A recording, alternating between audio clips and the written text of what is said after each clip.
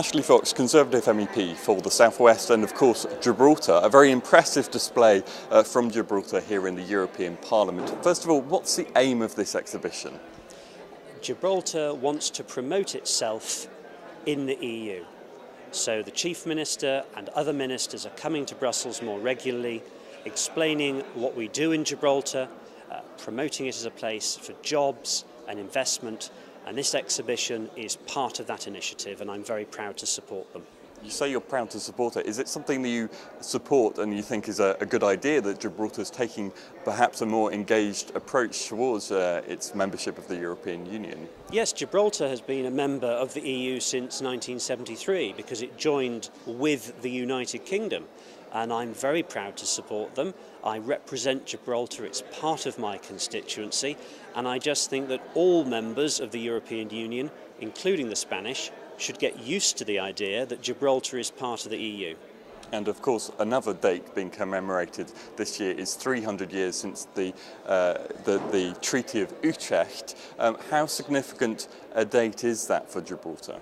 It is significant for Gibraltarians because that was when they formally became British. The Rock was ceded to Britain in perpetuity, and the attitude of the British government is that Gibraltar will remain British for as long as the Gibraltarians want it. It's a question of self-determination, just like the Falkland Islands or indeed the people of Scotland. That they can become an independent nation when they vote for it. Until that happens, they remain British. Exactly the same for the Gibraltarians.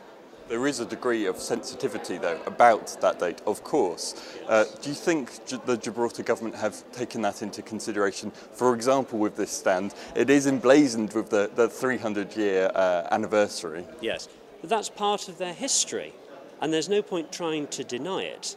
And I think that what they want is a respectful dialogue with the Spanish. But what the Spanish have to understand is that Gibraltarians, like everyone else, has the right to self-determination. And that is not negotiable. Once that point is accepted, we can have a much more constructive relationship with the Spanish. Now, talking of this actual stand, I understand there has been some possible disruption to it over the course of the week, suggestions that perhaps it should at some point be taken down. It has remained, as we can see. Yes. What do you make of these discussions that have gone on? Yes, there has been a little bit of jiggery-pokery, as we say. This stand was set up on the Monday, and then Tuesday afternoon we're told it has been denied permission. Why? Because, according to the Parliament, it might, quotes, cause discussions, close quotes. I think that is sort of legalese for it might cause controversy. Now, whilst the Parliament has every right to ensure that exhibitions aren't illegal or defamatory, beyond that it's not their business to censor the content of exhibitions like this.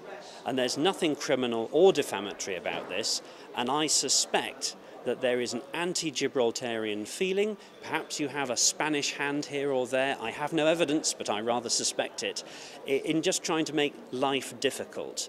And I just think that people like that should get over it. Gibraltar is part of the EU, and it will remain so. Gibraltar is British, and will remain so, for as long as the Gibraltarians want it. Briefly, just to return then to the main point, Gibraltar and its relationship with the European Union. Yes. Do you think that stands like this, the Minister coming out here and so forth, having meetings with the European Commission, is healthy and important for Gibraltar? Do you think it's a route that they should do more of, in fact? Yes, I welcome the Gibraltarian government initiative to engage more with the EU, to make the most of the single market and to promote itself.